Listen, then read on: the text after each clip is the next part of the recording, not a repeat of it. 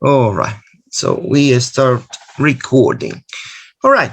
So first of all, in order to start with this, I want you to tell me what can you remember about the last session? Tell me something that you can remember about the last session. What did we talk in the last session? Can you remember? Don't cheat, don't cheat. Tell me what you can remember, please. Anybody? ¿Qué se acuerdan de la última sesión que tuvimos? Tell me, what can you remember? What you can remember about it? No, nobody? Flor says. We talk about the kind of words, articles, determiner. Yes, we were talking about some kind of words, no? Related to what? What we were talking about, the determiners, the articles, nouns, no? We were talking about this, no? Proper nouns, compound nouns. No, remember that we talked about some structures, no?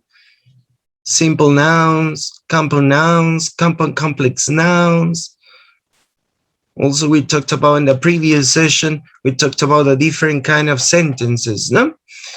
But when we talk about sentences, remember, no? When we talked the last session, when we talked about sentences, we are going to form or make sentences using phrases, right? We're going to use phrases or clauses. So when we talk about phrases, the last session, we specify something related to noun phrases. That's why we talked about determiners, articles, no, because they were part of a noun phrase. We saw different structures, how to make a noun phrase, right? Remember, when we make sentences, we have two principal phrases, the noun phrase and the verb phrase. All right? Yes? We have these two principal phrases. We have other ones, that is the adjective phrase, the adverbial phrase, the prepositional phrase. No? And we were talking about these kind of phrases, right? But we talked about more the noun phrase. ¿No? Estuvimos viendo sobre la frase nominal, ¿no? Estaba compuesto las oraciones de frases. Frase nominal, frase verbal, frase adjetival, adverbial, preposicional. So we were talking about these phrases, but we specify more related to the noun phrase. No? We have different structures when we make the noun phrase. We can make a noun phrase with just a noun, all right? With just a noun. Then we could add some other elements to the noun. We can add articles, no? And the indefinite and definite articles. We could use determiners, possessives, no? The possessive adjectives, for example, my, your, his. Demonstratives, we could use demonstratives, that, this, these, those, and you add the noun. So we have a lot of structures to make the noun phrase. Today, we are going to pass to the second part, the principal, no? Because we have more phrases, and we're going to analyze inside of this. The other principal phrase in order to make a sentence is the verb phrase. And this is what we are going to talk about today. A verb phrase. And the last class, we talked about the noun phrase. Now, today, we're going to talk about the verb phrase. What is a verb phrase? Can you tell me? Do you have an idea? What is a verb phrase? Can you tell me? Tell me, please, your ideas. It's like, it's the same of the predicate, and the principal word in this phrase is the verb. Aha, yeah, that's it. Similar to say to the predicate, no el predicado. Remember that a sentence have two major parts, the subject and the predicate. So the subject is called also the noun phrase, and the predicate is also called the verb phrase. And as your partner says, the principal part of a verb phrase is the verb. No, as here you can see it. So let's see. Let's see here. What is a verb phrase? A verb phrase is the portion of a sentence that contains both the verb and either a direct or indirect object. Notice here the structure. The structure of a verb phrase is principally the verb and could be followed either by a direct object or indirect object. Notice here the definition of a verb phrase. For example, here you have the simple sentence. The author is writing a new book. All right, this is the sentence. The author is writing a new book. So, is writing a new book, notice this part, is writing a new book is called the verb phrase. This is the verb phrase. Is writing a new book. The author is the noun phrase, all right? The author is the noun phrase. Here the noun phrase is composed by an article, the definite article, and a noun, all right? This is the noun phrase. And then the second part of this sentence is the verb phrase. So the verb phrase is composed by a verb. Notice this is the main part of a verb phrase, the verb, and an object. All right? So notice the composition of a verb phrase. The verb plus an object. Here, if you can notice, the verb is composed by two parts. The first part is a helping verb or an auxiliary verb, no? So maybe you know more with this name, the auxiliary verb, in this tense, no? Because in other tenses, you don't use the auxiliary in affirmative sentence. But in this tense, that is the present continuous, no? This is the present continuous or present progressive. So we are going to use two verbs. The first one, that is the helping verb or auxiliary verb. And then the second verb with the ing is the main verb. Notice here the composition of this verb in this tense. Don't forget, we're talking about the present continuous. We have two verbs in order to make the present continuous. An auxiliary verb and a main verb. Notice here, what kind of verbs do we have? A verb phrase, as Lucy says, can be the predicate of a sentence or a clause. Oh, be careful with the microphones, please. The microphones. Laura, your microphone, please. Okay, thank you. So, as I was talking to you, the verb phrase can be the predicate of a sentence or a clause. And in this case, there will usually be a helping verb in addition to the verb. So notice here how we are going to make a verb phrase. Could be composed by a verb or two verbs in this case. One is a helping or auxiliary, and the other is the main verb. Don't forget about it. Verbs are words that demonstrate an action, like sing, dance, smell, talk, and eat. No, we usually use these verbs which represent actions. Verbs serve as a link between the subject of the verb and information about the subject. Notice this is another use of the verb. One use of the verb is that we use it as an action. So the verb is used as an action. But there is another use that is as a linking verb. A link, a connection. No, link is similar to say a connection. A link, a connection between the subject and information about the subject. Notice here, this special case. Then we're going to analyze it more. All right? Oh, okay, Flor, yes. Flor wrote in the chat, was working, and yeah, I think it's referring to the previous example, no?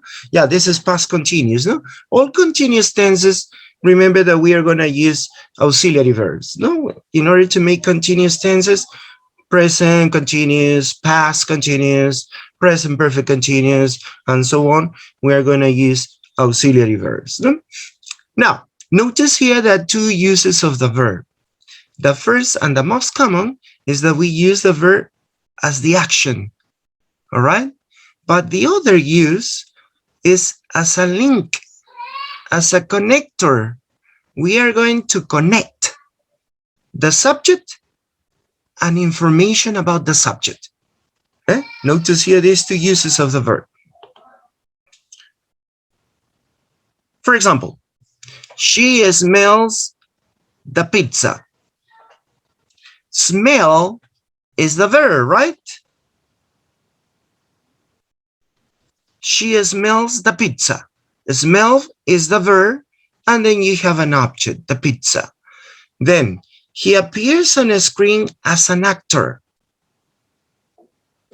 Another action. Notice we're talking about actions, all right? Actions. But on the other two sentences below, you have the verb as a linking. The wet dog smells awful. Notice here, smells is the verb which is connecting the subject, that is the dog, the wet dog, with information about the dog. What is the information about the dog? Awful. Notice, it's not an action verb. It's a linking verb. So, notice the difference. Notice the difference between these two verbs. It's the same verb, right? Smell, smell. In the two sentences, it's the same verb, but the function of the verb is different. In the first one, the verb is used as an action. That's why he is active. On the second, he appears on the screen as an actor. Again, it's an active verb. But on the second two sentences, you have the same verbs, smell and appear. No, they are not actions. They are linking verbs. You are connecting. Notice, I'm going to remark it here. You are connecting awful with the dog, the information. You are giving information about the subject, all right? And smell is the verb which connects the subject and the information. Notice that awful is an adjective, right? So remember, adjectives. What are the adjectives? Adjectives are words which qualify nouns, all right? You are giving a characteristic, a quality of the noun. So here, smells is called a linking verb. The same happened with the other one. Tony appears angry. Notice that angry is information about the subject, Tony. So appears is a linking verb. Notice appears is a linking verb because it's connecting the subject, that is Tony, with information about the subject. That's why we are going to call this the complement of the subject, or subject complement. All right? These words are called subject complement. We're going to reinforce this aspect later, so don't worry if you couldn't understand so fast here. But notice here, I want you to focus that we have two kind of verbs here. Mostly we use verbs as actions, all right, as actions. But the other use of verbs is as a linking verb, all right? As a linking verb. So you're going to connect some information about the subject, okay? So notice this, all right? Don't forget, Don't forget, because later we're going to talk about more about this, the second one specifically. All right? Yes, is it clear? Tell me. Is it clear?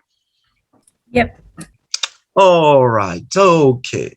Don't forget about these two kind of verbs. Now, let's continue. Here we could say that the verb phrase has two functional parts. All right, we're going to categorize verbs.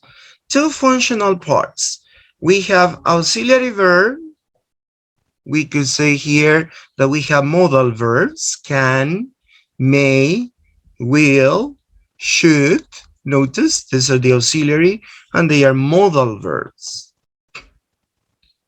Perfect forms of have followed by the ed participle or the irregular one, no? The perfect, when we make perfect tenses, present perfect continuous, future perfect, modal perfect. So all perfect structures when we use have plus the past participle. No? Remember, when we make a present perfect tenses, all right?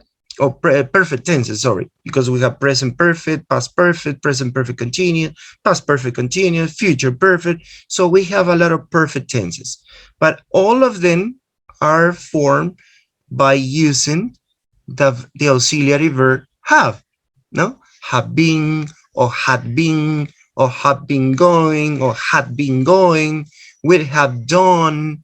Notice we're using here the perfect structure.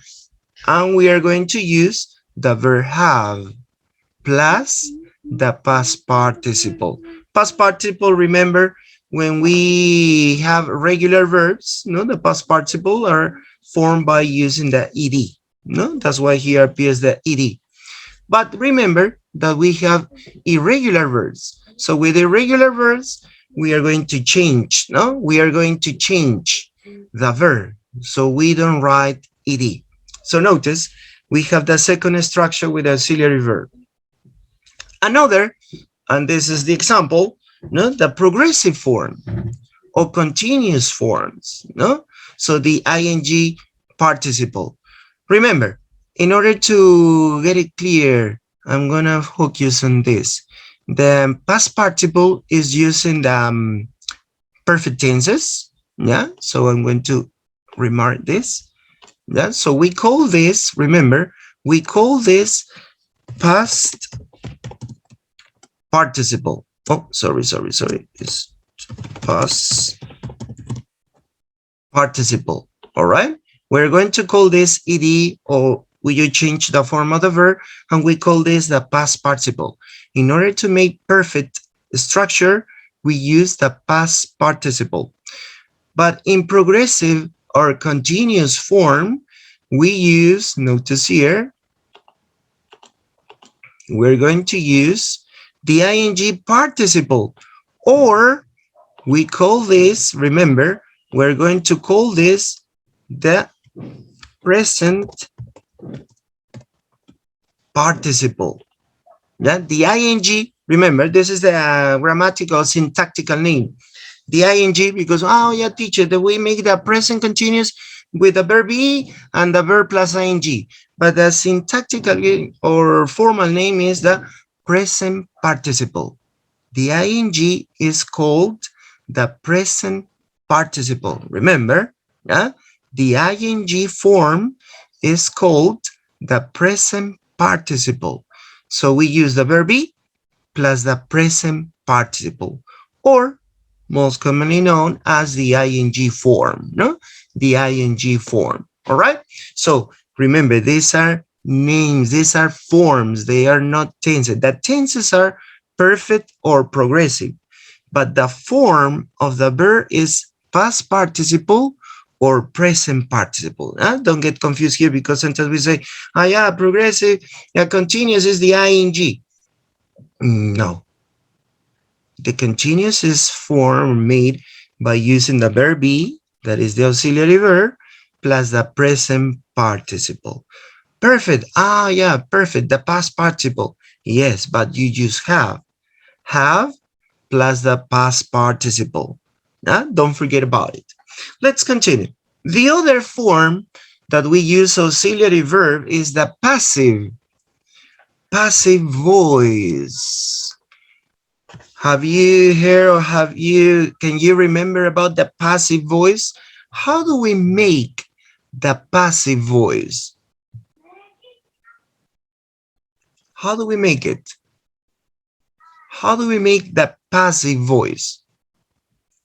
Notice here it says, forms of be followed by the ed or past participle. All right? Can you remember about it? Yes or no? To give you an example of the passive. No, nobody? Passive voice? Yeah, don't worry. I'm going to give you an example. Notice how to make the passive voice in order to remember the structure. But here says, how do we make the passive voice? We're going to use be, notice be, plus the past participle. This is the way how we make the passive voice. For example, I'm going to give you a sentence to recognize easily. You could say, no?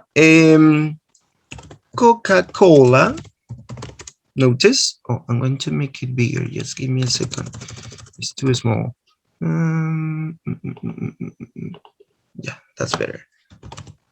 Coca-Cola. This is a famous soft drink, no? Is sold. Notice. Coca-Cola is sold around the world. So notice here the sentence. This sentence is in passive voice. All right? Yes? Coca-Cola is sold around the world. So what is the structure of the passive voice? This one. Notice. Is sold. All right? Is sold. So is, as you know, is the verb be. No? Is the verb be. And the past participle is sold. All right? Ed when it's regular. Remember, when the verb is regular, you add ed. But when the verb is irregular, for example, sold, is the past participle of sell, right? Sell, sold. So Coca-Cola is sold around the world. Notice, what is special about this structure? Can you tell me? What is special about this structure? ¿Qué tiene de especial esta estructura de la voz pasiva? No sé si ustedes recuerden o han escuchado sobre o han visto esta estructura gramatical. La voz pasiva. Generally, we write most of our sentences, we write them in active voice. Yeah? Most of them are in active voice. But sometimes we use the passive voice. Can you remember something about it? No? Nobody? No idea? Teacher, when the subject receives the action of the verb? Not exactly. Yeah, we could say on that, but notice that here we don't have a subject. So the doer or the agent is not mentioned here, right? It's not mentioned here. Aha, Diana wrote something in the chat.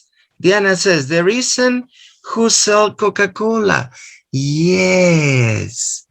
Notice, in passive voice, we don't mention the agent. Acuérdense, en la voz pasiva no menciono el agente, la persona que realiza la acción no está aquí.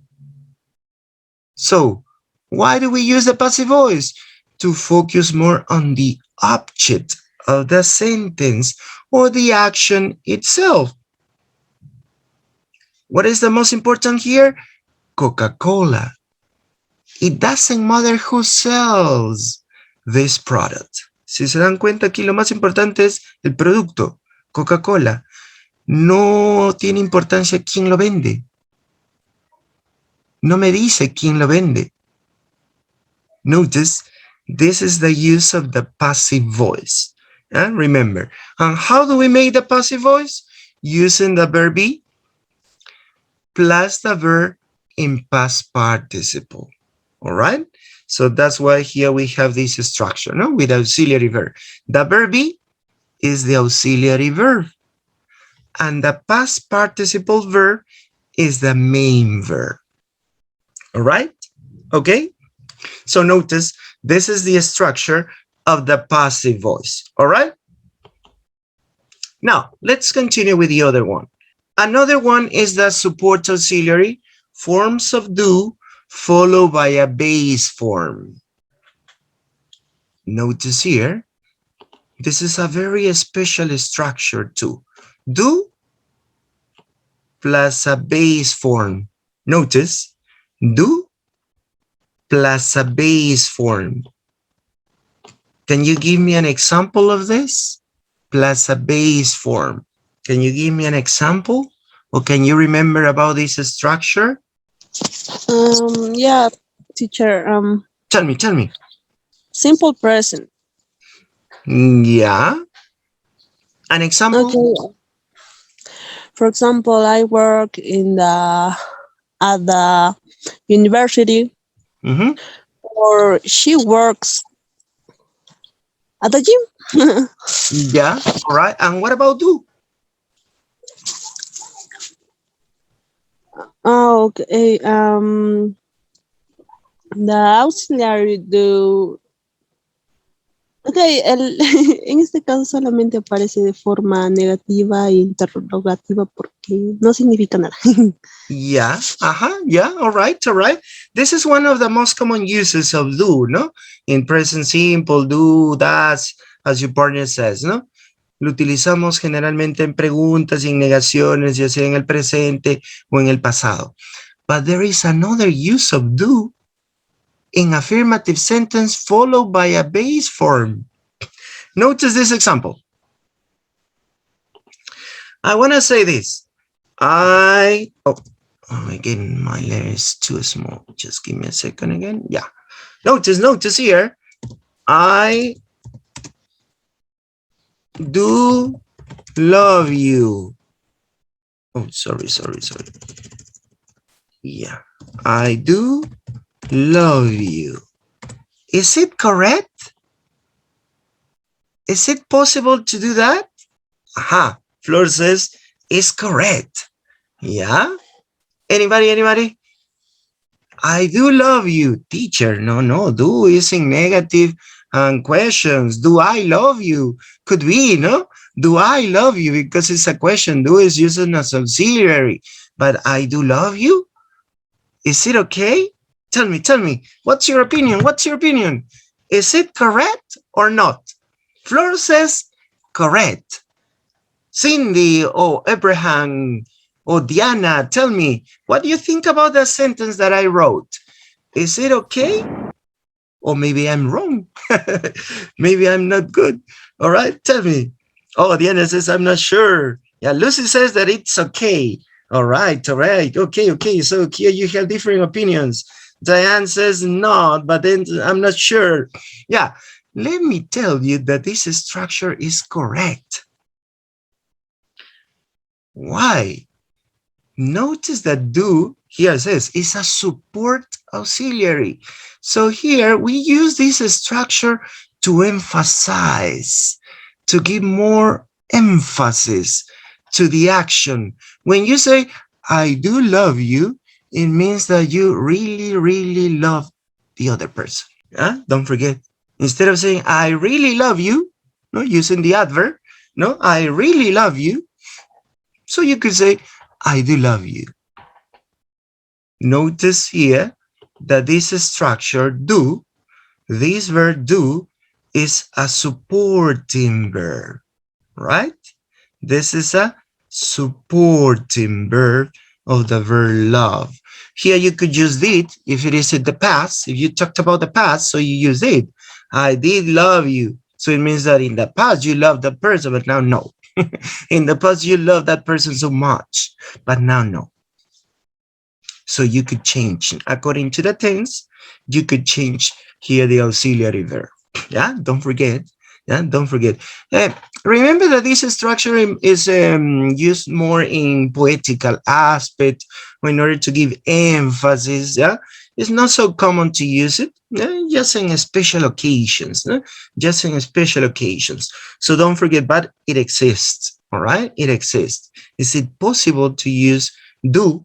Just do. Don't do it with all the other verbs. No, no, no. Just with do to a supporting auxiliary verb. Yeah? Don't forget. Oh, Lucy, is it saying I do my homework? No, do, when you say I do my homework, do is the action. Here, do, I do love you is not the action. It's just, this verb is just used as a supporting verb to give emphasis. All right? Just it. All right? Here, do doesn't have any meaning. You don't translate this. You don't have any meaning with do. This do doesn't have any meaning. But in the sentence that you wrote, Lucy, I do my homework, do has a meaning. All right? Because it's the main verb. Okay? It's the main verb. Here, do is not the main verb. The main verb is love. Love. Instead of say, I love you, you are being more emphatic. So you say, I do love you. It means that you really, really love that person. All right? Okay. So don't forget about this. Notice the different structures that we have with the auxiliary verb. Auxiliary verb could be a modal. Auxiliary verb could be found in a perfect structure, progressive structure, in a passive structure, or as a support auxiliary form using the verb do. Okay? Now, let's pass to the other one. The other verb that we use the most is the lexical verb. The lexical verb is the main verb. All right? The lexical verb is the main verb. So notice that we have these two kind of verbs, auxiliary verbs and lexical verbs. All right? The lexical verbs are the main verbs. For example, if I write a sentence,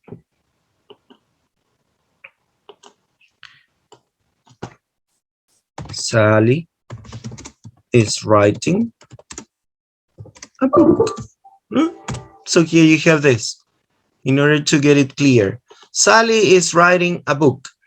Is, notice the verb is the auxiliary verb. All right? Is the auxiliary verb. This is the auxiliary verb.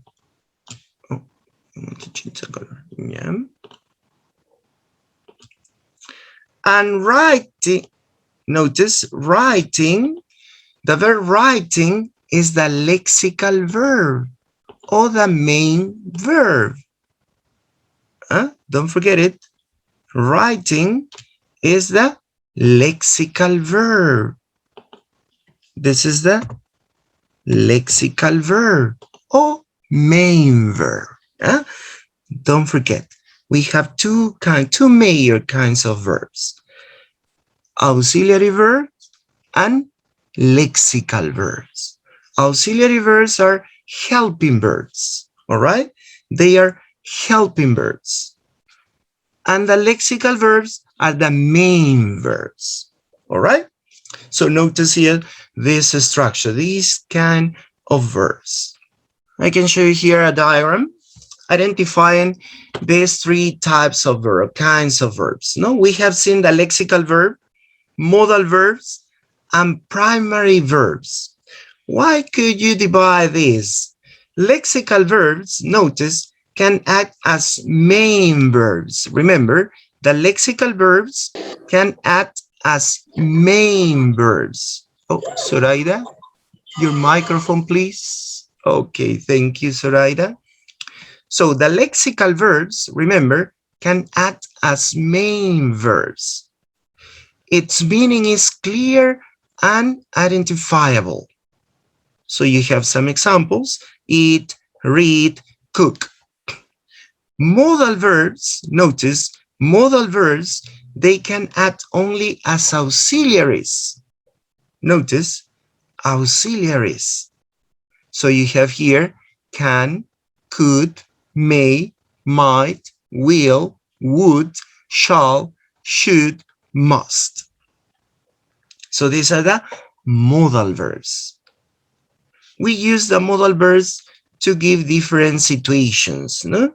To give different context of communication or purposes of communication. No? We use can to talk about abilities, permissions. We use will to talk about future or promises, requests. We use would to make suggestions, invitations. We use should to give advices, must to give obligations. Notice we are giving some specific context or purposes of communication. These are the modal verbs.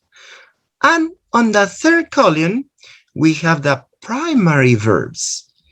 Primary verbs, notice, can act as main or auxiliary verbs.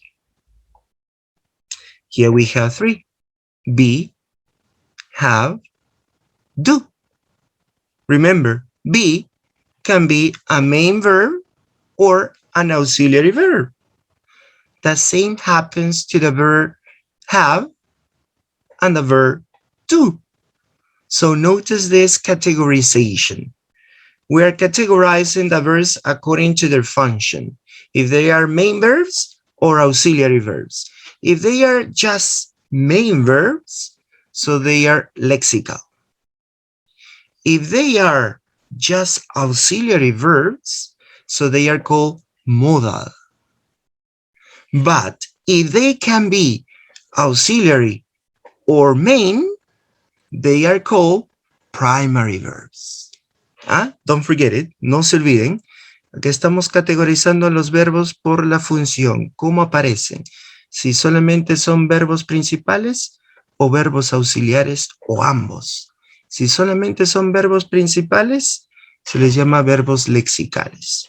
Si solamente son como auxiliares, se les llama verbo modal. Y si tienen ambas funciones, se les llama verbos primarios. Y tenemos aquí los tres más conocidos, ¿no? Los que son verbos tanto principales como auxiliares, que es el be, have, do. So notice here the classification of verbs. Don't forget, lexical, modal, and primary. Lexical, main verbs. Modal, auxiliary verb. Just they can appear in a sentence as an auxiliary verb, not as a main verb. All right? Primary, they could be main or auxiliary verb. Okay? Is it clear? Is it understood? Yes? Yes? Is it okay? Yes, teacher. All right. Okay. So let's continue talking about the verbs. Remember, the section of today is related to verbs because we're talking about the verb phrase. And we are analyzing the categorization of verbs, and then we're going to analyze how to make the verb phrases. Let's continue. Lexical verbs are the ones that belong to an indefinitely large general vocabulary of the language.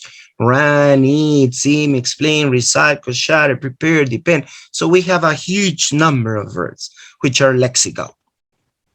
Auxiliary verbs, by contrast, are a special and very restricted set of verbs. The clear ones are be, have, and do. They are the primary because they can be lexical, all right? And the famous modal verbs, can, could, will, would, shall, should, may, might, must, and need. You know that the need is also used as an auxiliary verb. So notice here the major types or major kinds of verbs, lexical and auxiliary.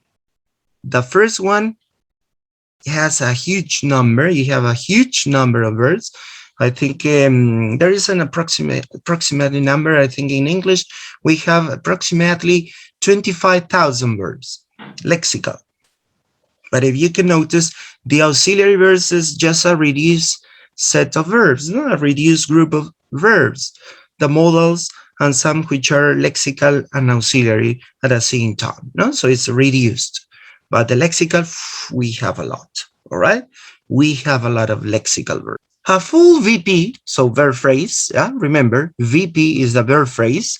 A full VP must contain a lexical verb, and it may contain, it's probable, possible, it may contain auxiliary verbs. Diana plays the piano, present simple. Diana played the piano. Notice you use just a lexical verb, no auxiliaries. Anders is explaining his generalization. Maggie should have recycled those bottles. Wim may have been preparing his lecture. In the last three sentences, we're using auxiliary verbs.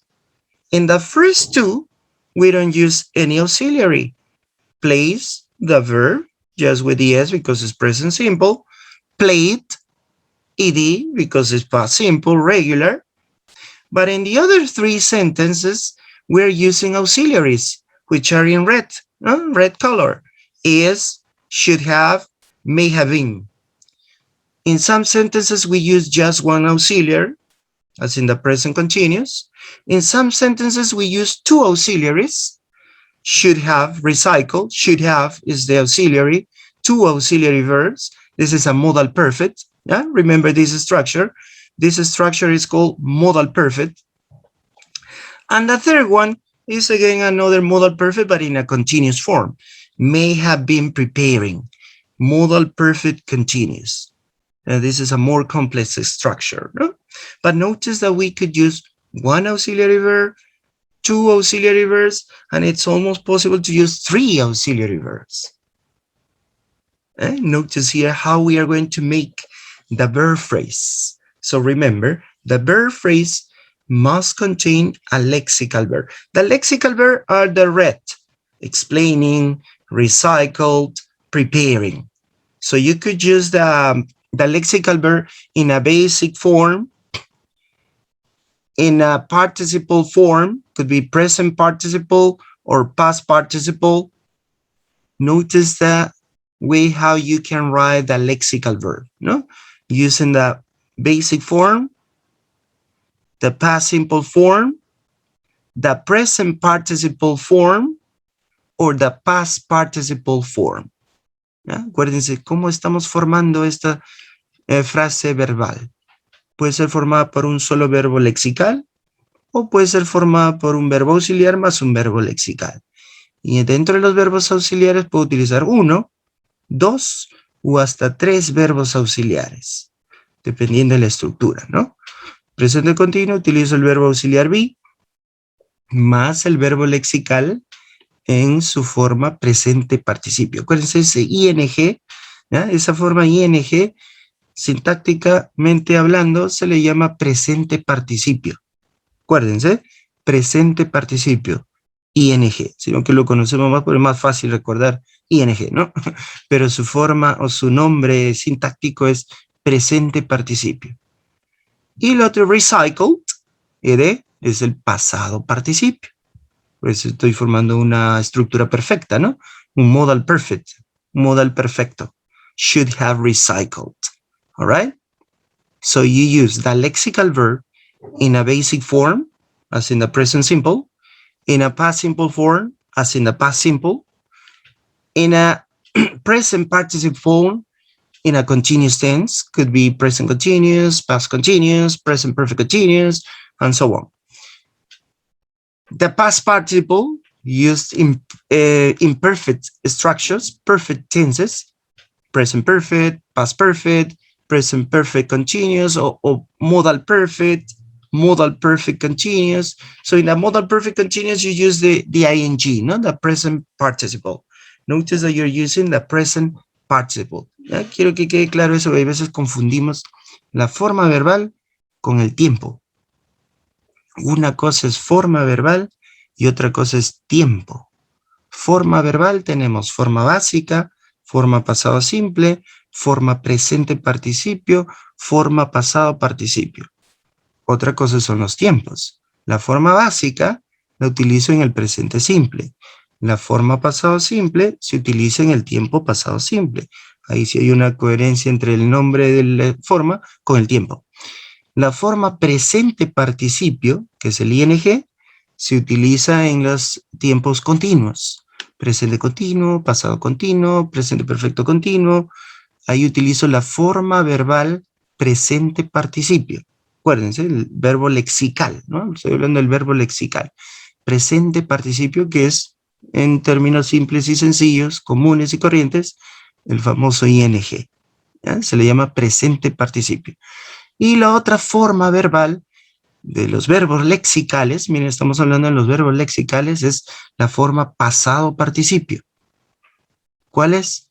El famoso ed, si es regular o cambia de forma, ¿no? Ustedes saben la lista de verbos que nos dan cuando tenemos los verbos irregulares, la forma básica, forma pasado simple y forma pasado participio. Esa forma es la que yo utilizo en los tiempos, miren, en el tiempo presente perfecto, pasado perfecto, modal perfect, el perfecto modal, o también en la voz pasiva que acabamos de verla hace un momento.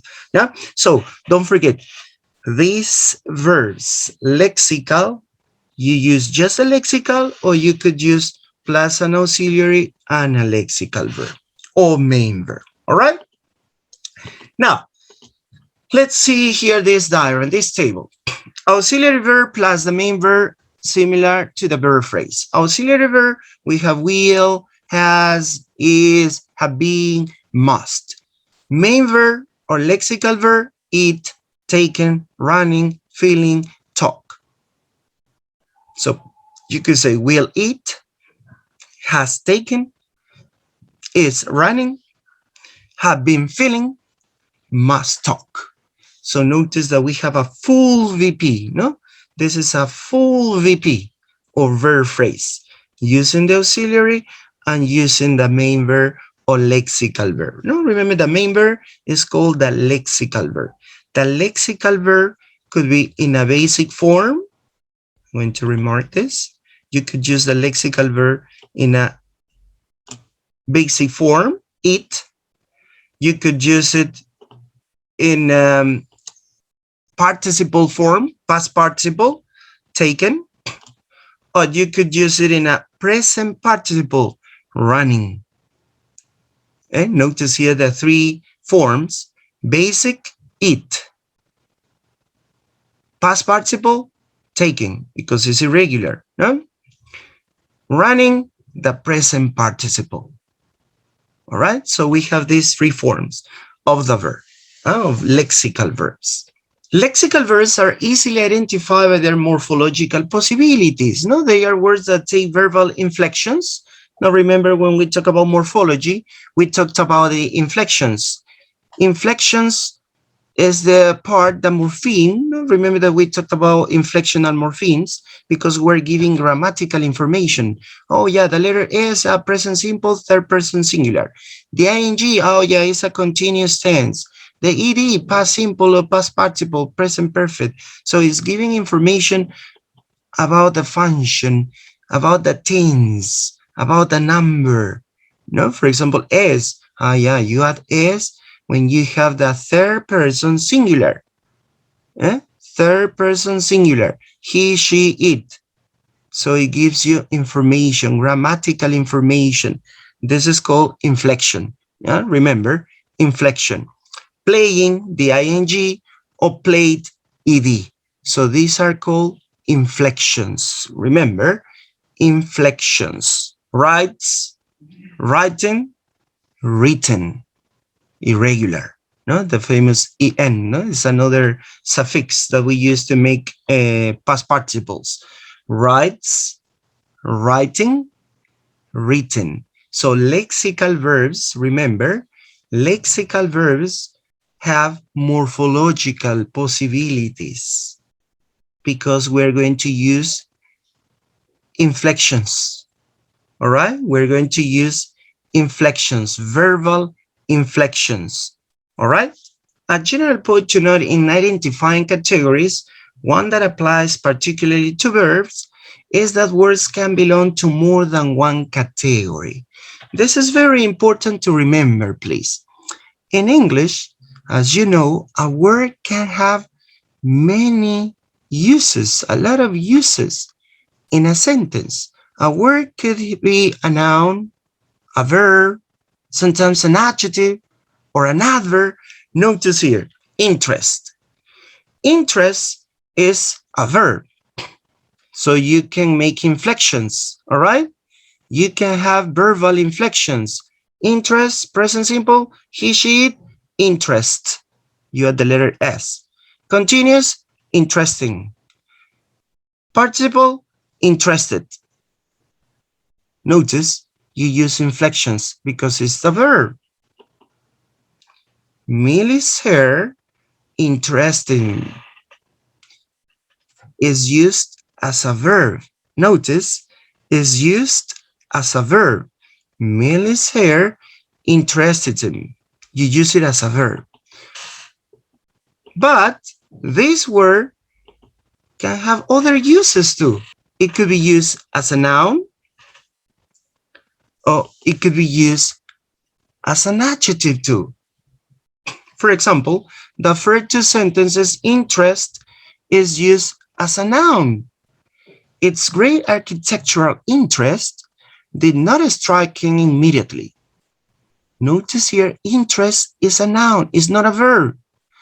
John's interests are rather eccentric.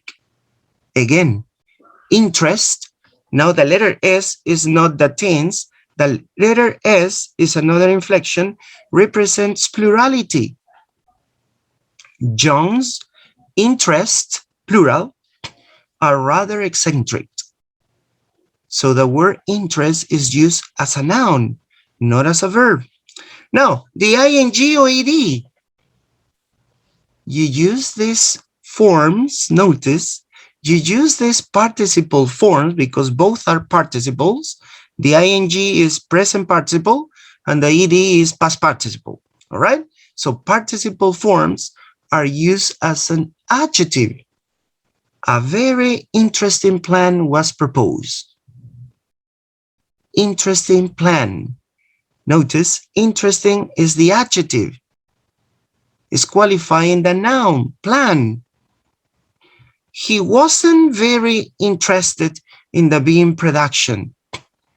Again, you use it as an adjective. Now, going back to the uses, when do we use the ing as an adjective and the ed as an adjective? Can you remember what is the difference between the ing and the ed as adjectives? Can you remember? When do we use the ing as an adjective and the ed as an adjective? What's the difference? No, nobody. ¿Cuándo utilizo los adjetivos con ing y cuándo utilizo los adjetivos con ed?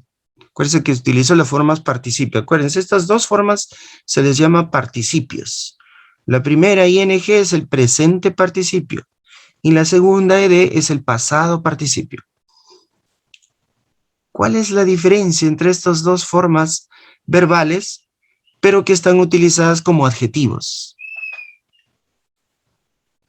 Can you remember? No, nobody? No idea? When do we use the ing adjective and the ed adjective? Yeah, I'm gonna help you. Les voy a dar una ayudita. And you have to differentiate them. One of these is used to describe, to give characteristics. And the other one is used to talk about your feelings, your emotions, your reactions. See, this says ed for subject, person, and ing for things. Not exactly, because you could say, oh, I think he was an interesting person. Mhm. The ed is for characteristic, and the ing you use to describe the feelings. Yeah, are you sure? When you say a very interesting plan, you are qualifying the plan, right? estamos calificando al plan, el sustantivo plan, y le estoy dando una característica. Estoy describiendo cómo era ese plan. Ah, el plan fue interesante, es interesante. Entonces estoy dándole una característica a ese sustantivo, porque es un adjetivo, acuérdense, pero está hablando de una característica de ese plan. A very interesting plan. The ing adjective is used to give characteristics. You're describing, for example, no, you say, oh, the movie was interesting. I'm going to give you another example here with this. The movie, I'm going to write, yeah. Oh, sorry. The movie was interesting. Notice, the movie was interesting. So you are giving a characteristic of the movie. All right? You're describing the movie. According to you, the movie was interesting. But you say, another sentence, I was interested in the movie. It means that this is your feeling. How do you feel about the movie? That you are interested in the movie. Notice, ed. Ed. Another example, to get it clear. Tell me the difference between these two sentences. I am boring. I am bored. A ver, ¿cuál es la diferencia entre esas dos oraciones que acabo de escribir? I am boring. I am bored. En la primera utilizo el adjetivo con ing y en la segunda utilizo el adjetivo con ed. I am boring. I am bored. A ver, ¿quién me dice? ¿Quién me dice? ¿Cuál es la diferencia? ¿Qué significa cada una de esas dos oraciones? What's the meaning? Dime, Okay. tell me. Si no me equivoco, creo que uno de los dos es cuando algo te aburrió a ti y otra cosa es cuando tú aburres a alguien. Exactly. That's it. ¿Y cuál es cuál? A ver, dime, Diana. ¿Cuál es cuál? I am boring. Boring is about when other things. Ay, la aspirina también le puedes dar la gorra, a ver, para su cabeza. Yeah, other things. Yeah. Notice, I am boring means that you are a person who doesn't like to socialize. You prefer staying at home, doing your own things. You don't want to do anything. So it means that you are boring. Que eres una persona aburrida. No te gusta hacer nada divertido. Está dando una característica tuya. Te estás describiendo. ¿Cómo eres tú? I am boring. Soy aburrido. No me gusta hacer nada. No, prefiero estar en mi casa sentadito, echadito. No me gusta salir, socializar. You are boring.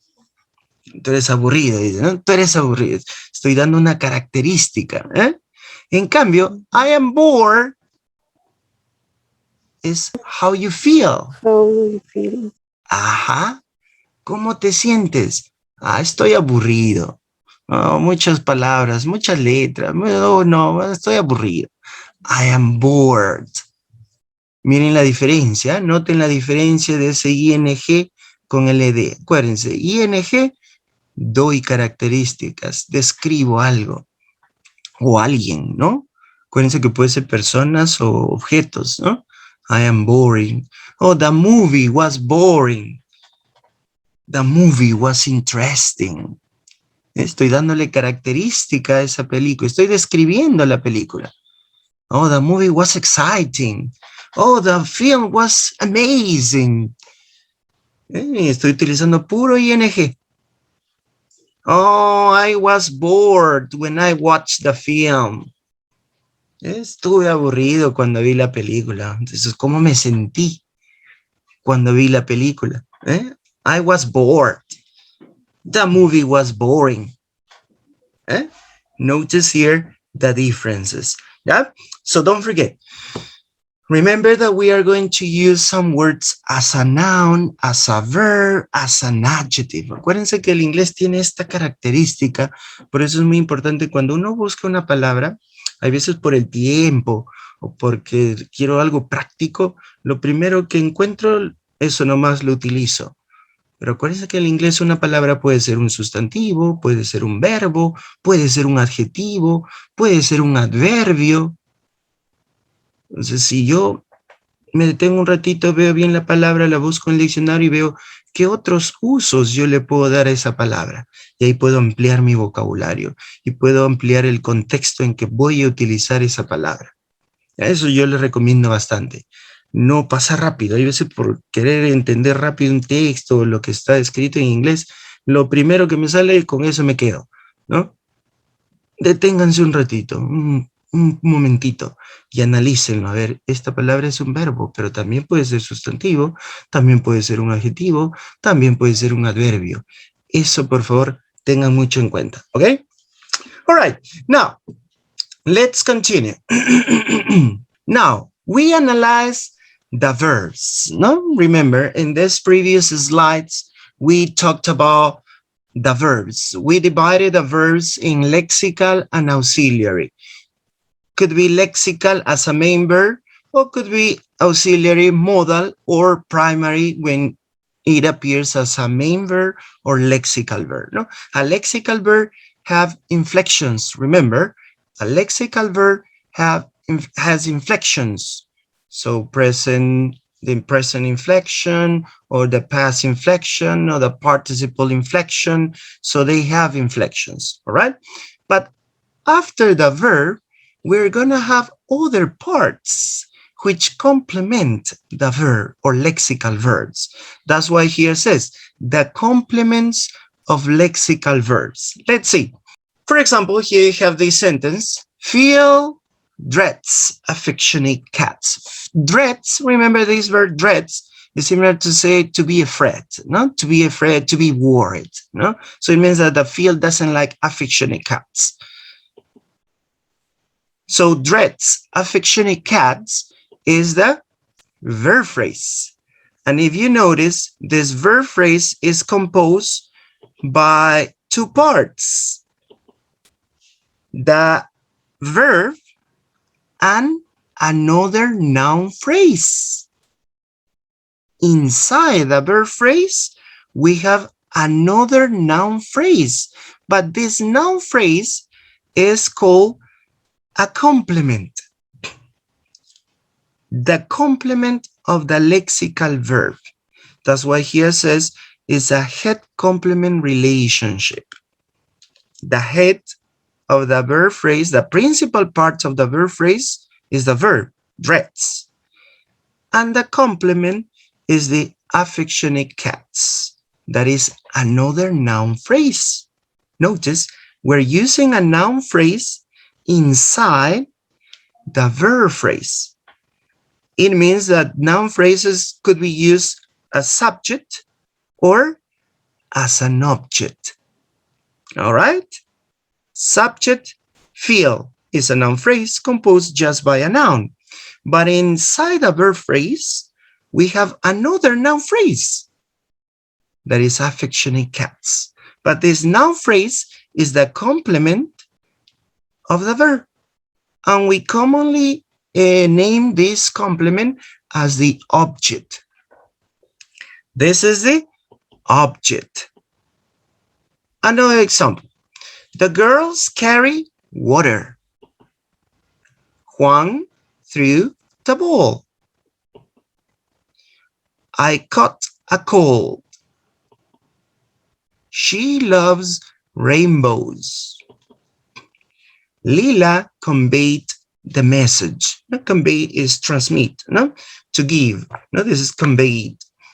So notice, all of these sentences have a verb, carry, threw, caught, loves, conveyed. But then it has a complement, or they have a complement.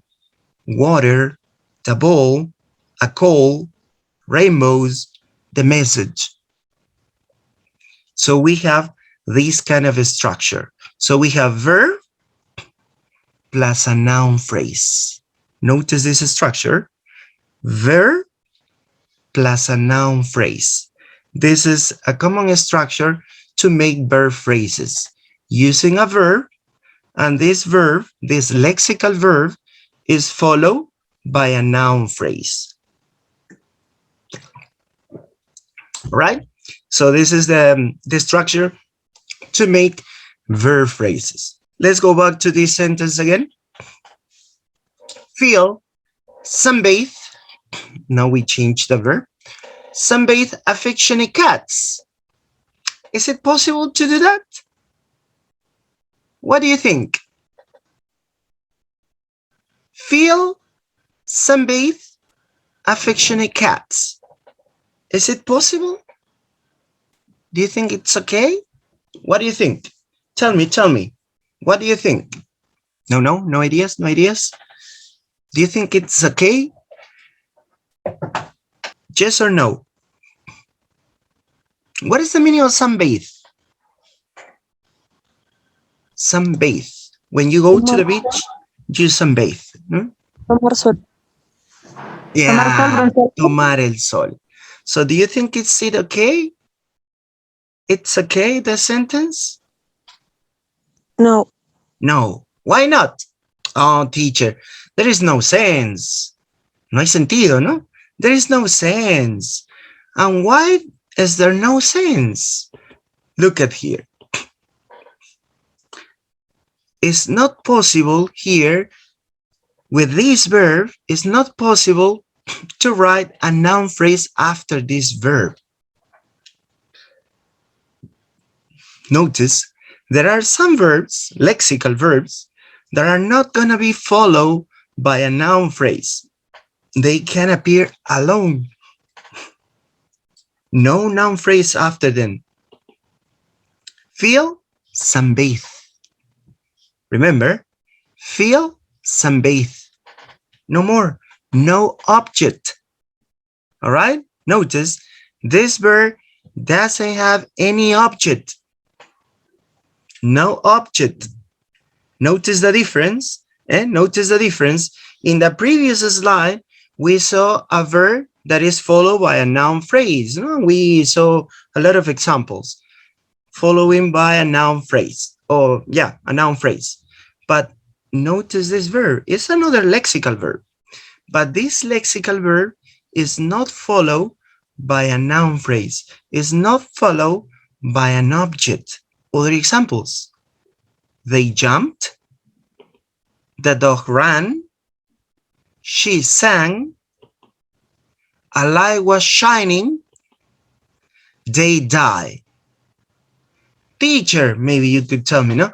Teacher, but it's possible to say the dog ran quickly.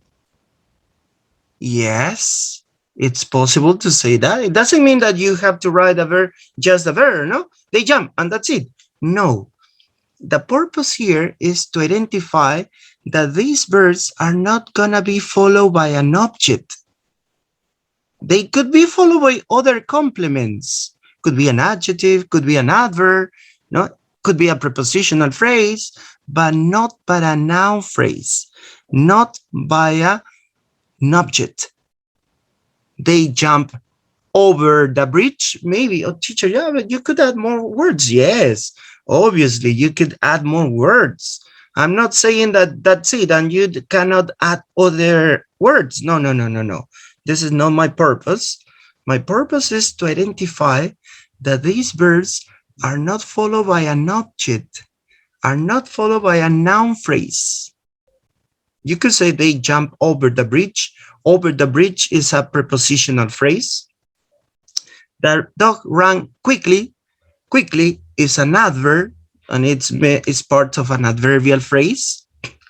She sang beautifully. They die early. So you could add more words, but neither of these words are noun phrase or object of the sentence. Notice here the difference between these two verbs. So verb plus noun phrase is not possible here. they are not followed by a noun phrase. So we have some subcategories. The two subcategories discussable are not the only ones, but they are the major ones. Yeah? And these are according to the examples that I gave you before. Transitive, intransitive. Then we have the transitive and intensive. So we are going to classify, notice, these verbs into these categories: transitive, intransitive, detransitive, intensive, and complex transitive. For example, the two sentences that we saw before, for example, feel, no? Feel dreads affectionate cats. Dreads is a transitive verb.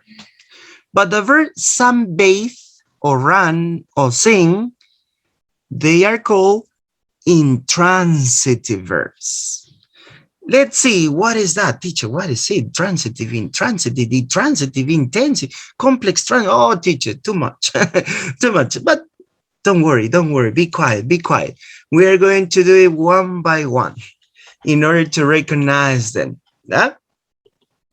And also we have the preposition. Let's start with a transitive verb. What is a transitive verb? It's one which requires a single noun phrase to complement it. This is the complement, a noun phrase. The noun phrase that complements a transitive verb is said to as its direct object. Here, notice this, direct object.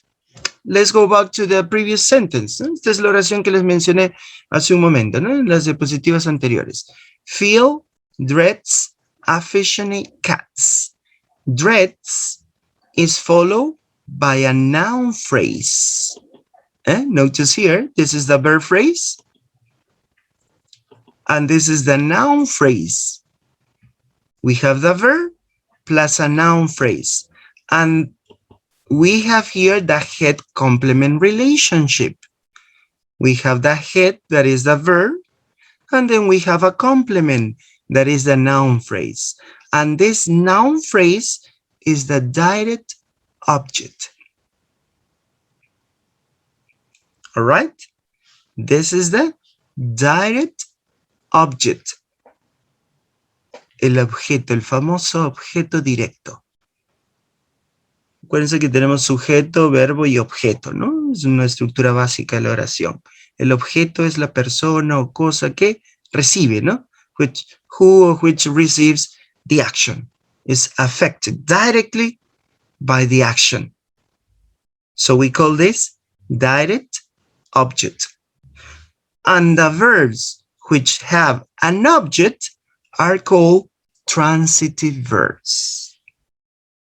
Acuérdense, los verbos que llevan objeto se les llama verbos transitivos. All right? Transitive verbs are the verbs which have an object, which take an object. And most of the time, these are the direct object, because there's another object, no? The indirect one. Then we're going to talk about the indirect one. But notice here, transitive verbs are the verbs which have a single noun phrase. Van a llevar una frase nominal. Y esa frase nominal se le llama el objeto directo. All right? Now, let's continue. You could use, notice, you could use the object pronouns or the subject pronouns. Tell me, which is correct? Instead of the noun, we could use pronouns. Which kind of pronouns can you write after the verb? Object pronouns. Exactly. We're going to use the object pronouns, not the subject pronouns. Remember, we use the object pronouns after the verb. Yeah, don't forget that. We use the object pronouns after the verb as a direct object. The function of this object pronoun here in this sentence is as an direct object. All right? It's not possible to use the subject pronouns. Notice this diagram. So you have feel. This is the sentence. Feel is the noun phrase. The verb phrase is composed by two parts. The verb that is transitive and the noun phrase that is affectionate cats. Notice this diagram, how we are going to structure the sentence using this transitive verb. Remember, we're talking about the transitive verbs. Let's pass to the other one. Intransitive. Intransitive is the opposite. If transitive verbs take an object, intransitive verbs don't. They don't take objects. An intransitive verb is one that does not require any further constituent in the VP. Intransitive means has and needs no complement or object. Object. Since an intransitive verb requires no further element to form a complete predicate, an intransitive verb counts as a complete VP in its own right. So you have Omar sighed. No more. You don't need to add any other complement. No object. Notice, no object. So these verbs are called intransitive verbs. Verbs which don't take any object. They could have any other elements. For example, you say, Omar sighed deeply. Sigh, sigh es suspirar, ¿no? Si Omar suspiró profundamente, le puedo agregar ahí un adverbio, sí, pero no le agrego un objeto. Ya, no confundir, a veces tenemos como objeto el complemento del verbo, el adverbio, sí tiene objeto, no. Objeto es persona o cosa que recibe la acción. Y aquí este verbo no tiene un receptor. Puedo sí dar detalles sobre la acción, ¿no? Agregándole adverbios o frases adverbiales, pero no tiene objeto. A ese tipo de verbos se les llama verbos intransitivos. Omar sighed. No more. That's it. You don't need to add any other complement or any other object. So notice the diagram structure. The NP, the name, here you have a name, a proper noun, Omar, and the VP is just composed by the verb. But this verb is intransitive. All right? This verb is intransitive. No object.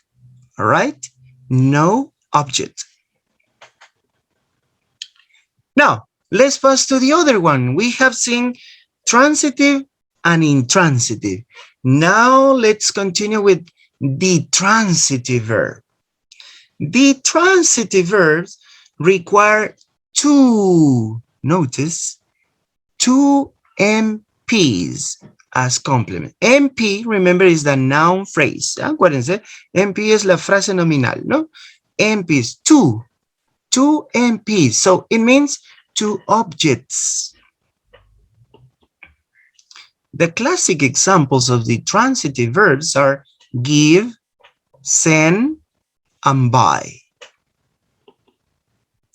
William gave Millie some money. Notice here that we have two MP, two noun phrases. Millie, one noun phrase, some money, another noun phrase. Two noun phrases. That's why we call this the transitive. Two. The transitive. Two noun phrases. Millie and some money. Another example. The staff sent the general a message. The general is a noun phrase. A message is another noun phrase. two noun phrases. Notice two noun phrases, the general and a message. Another example. Max buys his son a laptop. Again, we have two noun phrases. His son, a laptop. All right?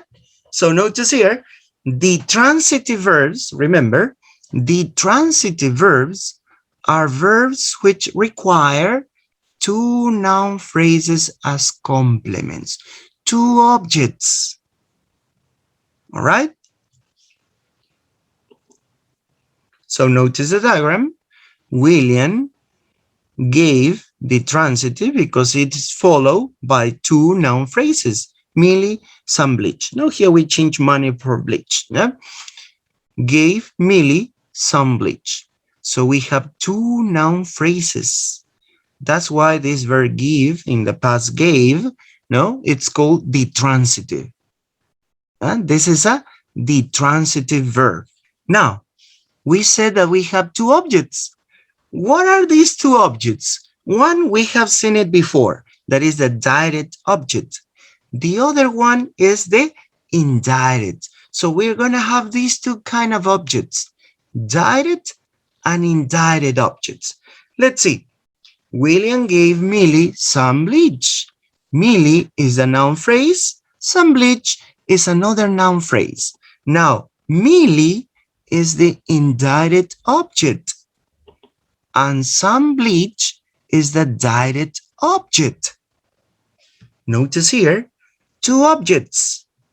The transitive, remember, the transitive verbs have two objects. Indirect object, direct object. Millie is the indirect object. Some bleach or some money, direct object. Okay, teacher, so what's the difference? What's the difference between indirect and direct? Why Millie is indirect and not bleach? Or why bleach is direct and not Millie? Why? Can you tell me why? This is similar to a song, Backstreet Boys. Me hace recordar una canción de los Bucks. Tell me why. ¿Por qué? A ver, dígame. ¿Por qué Millie es el objeto indirecto y bleach, que es lejía, es el objeto indirecto? The indirect object, teacher, is because tengo que decir responde. A ver, as no, you can recognize the indirect object with the question who gave, and the other the direct object you can recognize with the question what. Yeah, I you don't are know. close. Yeah, all right, yeah. You are close. Está cerca, pero hay algo más ahí. Hay algo más. Acuérdense que el objeto directo puede ser who o what, cualquiera de los dos. La diferencia está en el contexto. I'm going to do something. Notice here. What happened if I omit this? ¿Qué pasa si yo omito esto? The sentence is okay? Don't have sense. Ah, It's not completed. Yes. It's not complete. It doesn't have sense. No tiene sentido, ¿no? William gave Millie, but what? ¿Qué le dio? ¿Qué? Pues dice William le dio a Millie. ¿Pero qué? No sabemos qué. Now, I'm going to do the other side. What happens if I take out this? ¿Qué pasa si quito Millie? Does it have sense? Yes, teacher. Yeah, William gave some bleach. William dio algo de lejía. Claro, no tiene tampoco un significado tan completo que digamos, pero se puede llegar a entender, ¿no? Miren. Podría decir porque el verbo recae sobre alguien y es por eso que es o algo, ¿no? o algo. Miren, porque acá bleach es lejía, es sobre un objeto, ¿no? No está recayendo sobre una persona, es sobre el objeto. William gave some bleach, o William gave some money. Miren, en cambio Millie vendría a ser el objeto indirecto, porque aquí es ¿a quién? Esa es la pregunta. Ahí estaba cerca Lucy. Para el objeto directo es qué o quién, pero para el objeto indirecto es a quién o para quién o para qué, ¿no? Puede ser persona o objeto, cualquiera de los dos. This is the difference. And now we are going to see more examples to understand it clearly. All right? So, here we have to continue. A direct object answers the question what or who. Direct object answers the question what or who.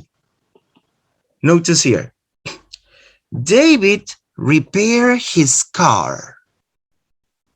His car is the noun phrase, and it's at the same time the direct object. Why? Because it answers this question. What did David repair? What? What did David repair? His car. Notice here, his car is answering the question what? What did David repair? His car. Another example. He invited Mary to the party. So Mary is a noun phrase and at the same time is the direct object. Why? Because it's answering the question, who did he invite? Who did he invite? Who did he invite? Mary. Mary. Notice. So, a direct object answers the question what or who. Remember, could be a person, could be a thing. Yeah, not just a person. Sometimes we direct object is referring to person, people. Not exactly. Could be a person, could be a thing. His car is an object, a thing. Mary is a person. So here you're answering the question, what or who? Now, let's pass to the indirect object. Let's see, what's the difference? An indirect object answers the question to whom, for whom. Notice, to whom, for whom. There must be a direct object for an indirect object to be placed in a sentence. In other words, an indirect object cannot exist without a direct object. So you must have the two objects. If you want to write an indirect object, it must have a direct object.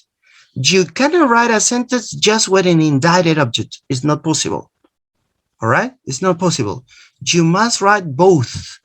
If you want to write an indirect object, you must write a direct object. All right? Don't forget about it. Examples. They sent him a postcard. Notice him is the noun phrase, is the indirect object. Why is it the indirect object? Because it's answering the question to whom. To whom did they send a postcard? To him. Notice, to whom. ¿A quién? ¿A quién enviaron la postal? A él. So, a postcard is the direct object. And him is the indirect object. ¿A quién? Está respondiendo la pregunta ¿a quién? No quién. Si se dan cuenta, en el objeto directo es quién. ¿Quién hizo? ¿Quién mandó? ¿No? Aquí es a quién se le envió La postal. He bought his son a bike. He bought his son a bike. His son is the noun phrase, and it's again the indirect object. Why? Because it's answering the question, for whom? For whom did he buy a bike? ¿Para quién compró la bicicleta? Ah, for his son. Notice the difference between the direct object. I'm going back again. Just give me a second.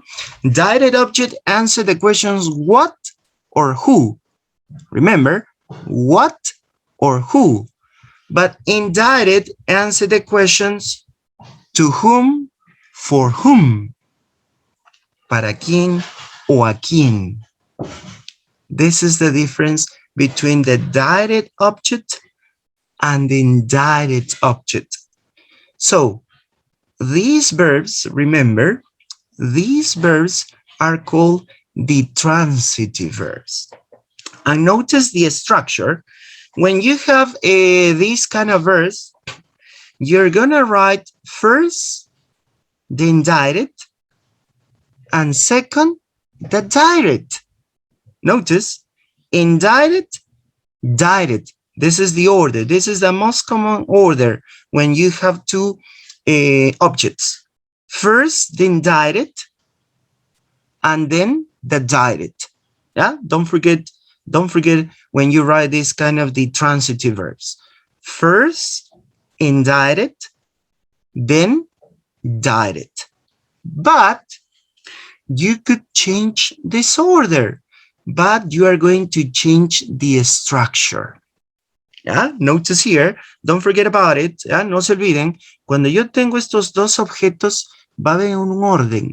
Primero pongo el objeto indirecto y luego pongo el objeto directo. ¿Ya? Ese es el orden más común que hay cuando tengo este tipo de verbos ditransitivos, que tienen dos objetos, el objeto indirecto y el objeto directo. Pero puedo hacer un cambio, pero cambio también la estructura. Notice. William gave her some money. The staff sent the general a message. So here we have indirect object her, some money, direct object. The staff sent the general a message. Again, here you have the indirect object first and then the direct object. Notice this is the order. Yeah, first you write the indirect object and then the direct object.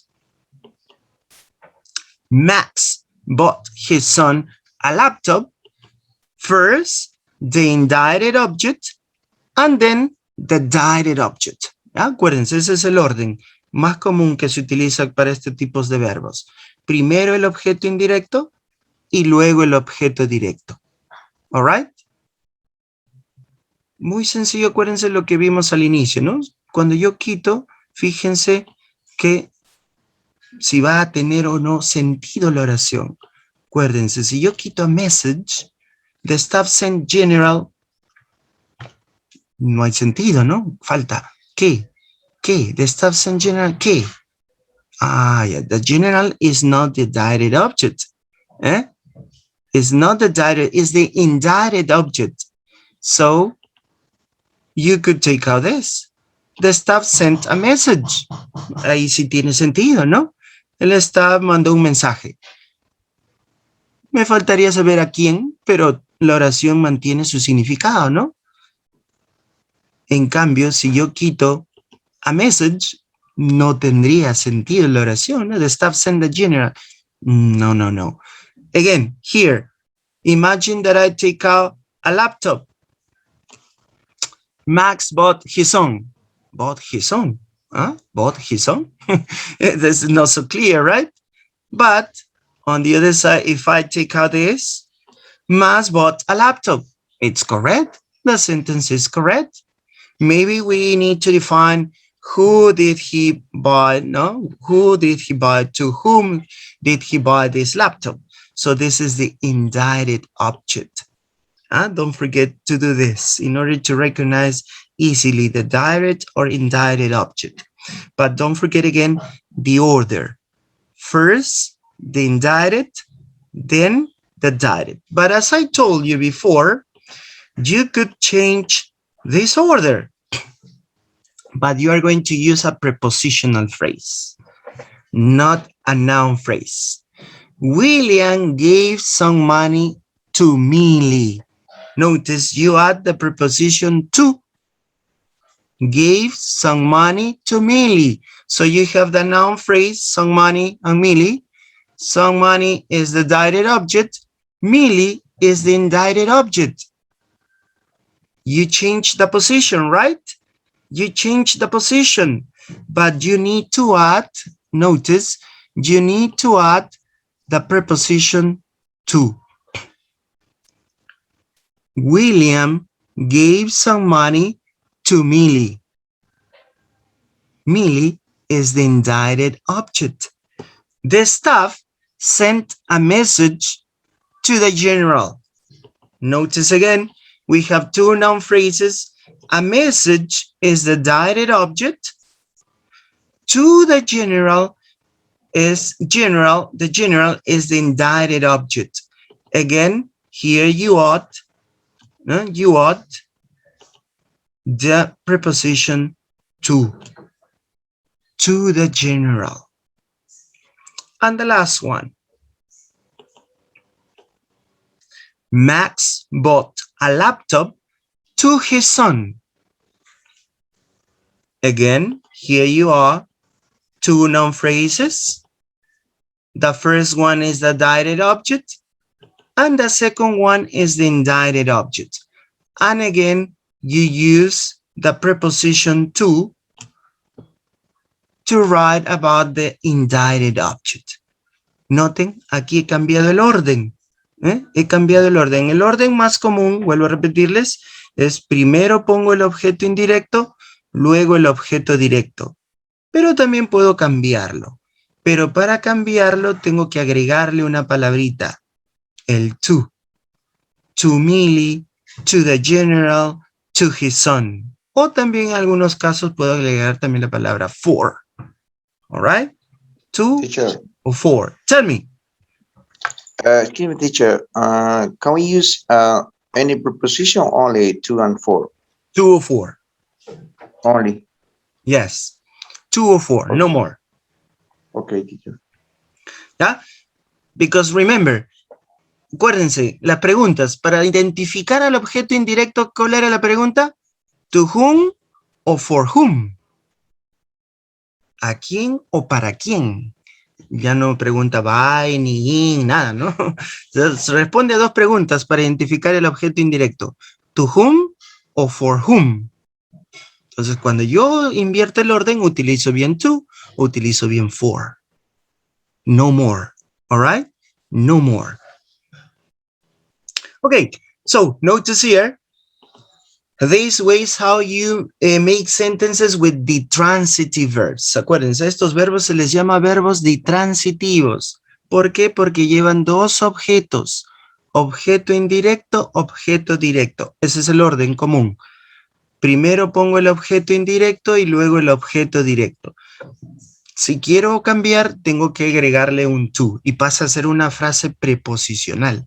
Miren, ya no es una frase nominal, sino pasa a ser una frase preposicional porque tengo ahí la preposición. To Millie o for Millie ya vendría a ser una frase preposicional. Ya cambia la estructura.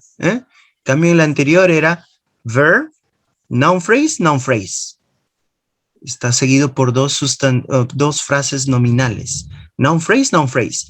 Pero al cambiarle el orden, cambio la estructura también. Ahora es noun phrase plus a prepositional phrase. I'm going to write it here. ¿Ya? Noun phrase. ¿Ya? This is a noun phrase. Some money is the noun phrase. And it's followed by a prepositional phrase. Notice you change the structure. You change the phrases to be used. Cambio las frases a utilizar. Tell me. In this case, we can say to Millie or for the general or for his son. Oh, sorry. We can say that, Millie? we can say that for Millie, for the general, or for his son. Oh, yeah, the uses of 2 or 4.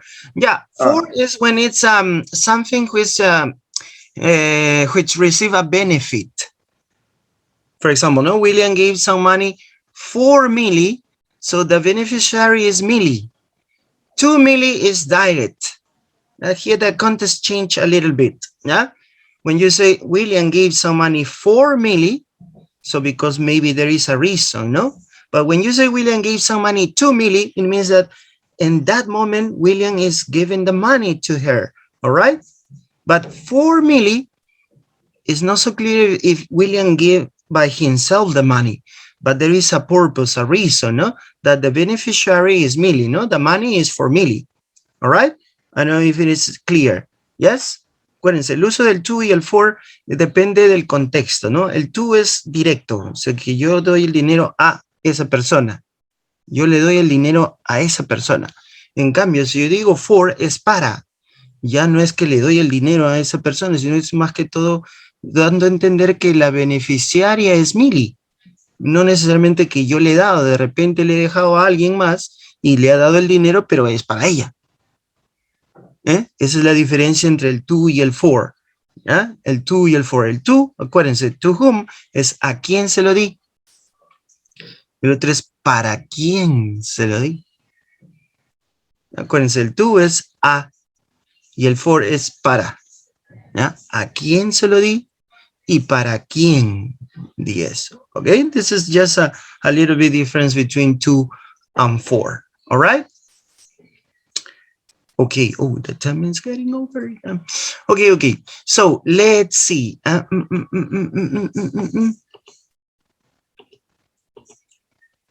So notice here the diagram. William gave some money to Millie.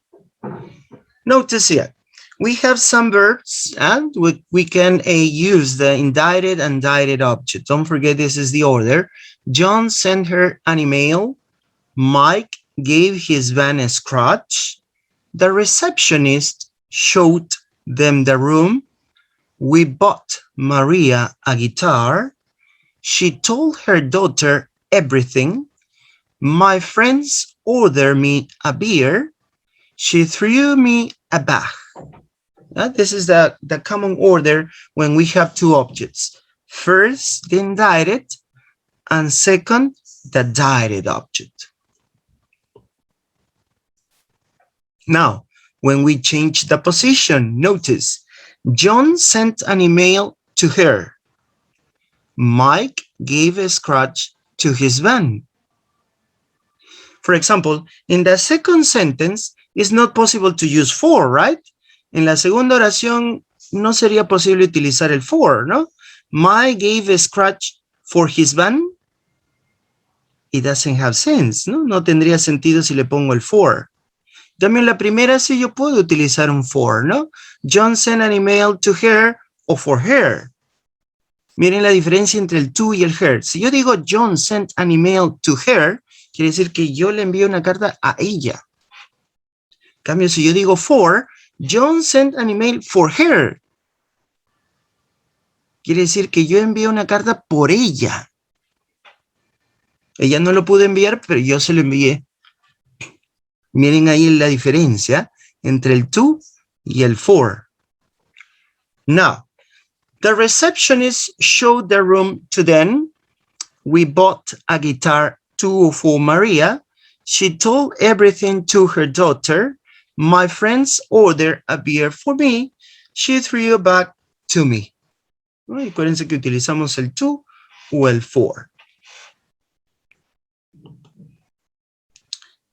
Now, to finish, vamos a terminar aquí con estos tipos de verbos, porque todavía nos falta otro más, pero eso ya lo vamos a ver la próxima clase. Intensive verbs. Ya hemos visto entonces, miren, tres, ¿ah? Transitive, intransitive, detransitive. Estos tres verbos tienen algo en común, que están relacionados al objeto. Eso ténganlo bien claro, ¿no? Verbo transitivo, intransitivo y ditransitivo tiene que ver con el objeto. Transitivo un objeto. Intransitivo, 0 objetos.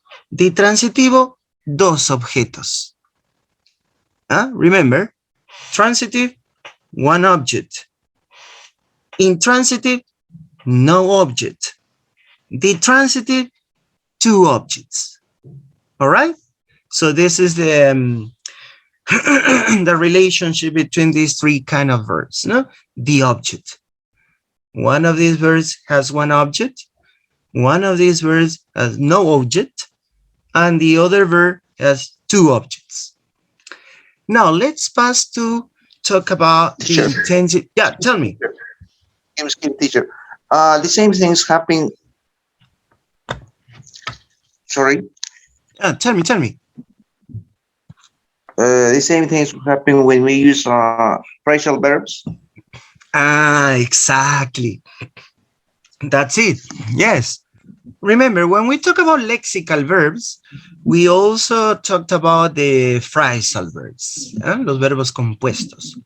Bueno, acuérdense que los verbos pueden ser verbos solos, solitarios, o verbos compuestos, no? The phrasal verbs, what your partner says, no? Transitive or intransitive. For example, no? When you say, I get up is a phrasal verb, right? I get up at 7 p.m. or 7 a.m. Notice, get up doesn't have any object. No tiene objeto. I get up at 7 p.m. At 7 p.m. is not the object. It's a prepositional phrase. At is indicating the time, but it's not an object. So I get up at 7 a.m. Get up is a intransitive phrasal verb. Another, I call off my appointment. I'm going to write it here, in order to clear, see this. Just give me a second. Yeah, I'm going to write here. Yeah, this is a good point. It's a good point. Phrasal verbs. Then we're going to talk about phrasal verbs too. Yeah, for example, you say, what's going on? Yeah, okay. I got up in past. I got up at 7 a.m. yesterday. Yesterday. All right. So got up, remember, is the past tense of get up, no? Got up is a phrasal verb, but it doesn't have an object. It means that this verb is intransitive. Notice, this is what's going on? Yeah, this verb got up is an intransitive phrasal verb. Yeah, intransitive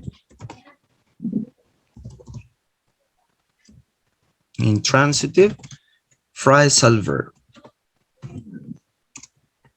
Es un verbo frasial o verbo compuesto intransitivo. No lleva objeto. Now, a transitive phrasal verb. I pick up the paper. Pick up. Es un verbo compuesto también, ¿no? Pick up. And this phrasal verb has an object, the paper. Notice here, I pick up the paper. Es un verbo frasial o verbo compuesto transitivo. This is a transitive phrasal verb. All right? Es un verbo frasial o verbo compuesto transitivo porque lleva objeto. Okay? So here when we have the phrasal verbs, we have the same transitive, intransitive. Also, we use the ditransitive when we have two objects. Here, for example, you have some transitive verbs which are separable and non-separable, ¿no? Y aquí ya viene un poquito más Si seguimos analizando los verbos compuestos, hay verbos compuestos que se separan, hay verbos compuestos que no se separan, y si los separo, si utilizo un pronombre, el pronombre va al medio, un poquito más reglas para lo que es los verbos compuestos, ¿no? Aquí solamente estamos viendo los verbos únicos, ¿no? Que no tengan ese compuesto, porque ahí tenemos que analizar otras reglitas más. Pero está muy buena la consulta, muy buena la pregunta, porque también se aplica este tipo de categorización a estos tipos de verbos, ¿ok? Teacher, we are talking about this subject or about phrasal verb in some another topic or occasion. Oh, I couldn't understand you. Teacher, we are talking about this topic about the phrasal verbs in some any other topic. Oh, yeah, yes. We are going to talk about it in the next session. Because in the next session, we are going to talk about the other verbs, and then we're going to talk about the auxiliaries and also other kind of verbs. Yes. Okay, teacher, thanks. All right. Well, I think we are going to stop here. Creo que nos vamos a quedar aquí ya en la siguiente clase. Tocaremos lo que es el intensive, que ya nos quedan unos cuatro minutitos para ir terminando. Entonces, para recapitular un poquito. Miren, hemos visto hoy día lo que son la frase verbal. ¿Cómo formo yo una frase verbal? Está compuesto por dos categorías principales. Utilizando un verbo auxiliar o utilizando un verbo lexical, ¿no? Acuérdense, verbo auxiliar, tenemos los modals, tenemos los verbos para utilizar el presente continuo, la forma pasiva, el perfecto, y los verbos lexicales son los verbos principales. También vimos la otra categorización, es que si este verbo solamente era verbo principal, se le consideraba un verbo lexical, y si era solamente auxiliar, se le consideraba un verbo modal. Y si tenía ambas funciones, bien es un verbo principal, o podría ser también un verbo auxiliar, se les llamaba verbos primarios, ¿no? Acuérdense esa categorización que vimos en los verbos. Luego estuvimos viendo los verbos según el objeto. Los verbos que llevan objeto se les llaman los verbos transitivos, los que no llevan objeto, los intransitivos, y los que llevan dos objetos, los verbos ditransitivos. El orden de estos objetos era primero el indirecto, luego el directo, pero también podía ser un cambio, pero cambiaba la estructura, ¿no? Ya no tenía dos frases nominales, sino ahora tenía una frase nominal seguido por una frase preposicional porque le agregaba el to o le agregaba el for. Entonces estamos viendo, si se dan cuenta, todo lo relacionado a la frase verbal. En la siguiente clase vamos a ver esto. The intensive verbs, the complex transitive verbs, and the prepositional verbs. And then we're going to talk about other kind of verbs and also the auxiliary verbs. All right? Well, that's all for today. See you next class. Take care a lot and See you, teacher. see you. Thanks so Take care a lot. much. Thanks for your Thanks. attention and for your participation too. It's very important that you can participate, ask questions. It's perfect, all right? It's perfect. So that's all for today. Bye-bye. See you. Bye, teacher. Thank you.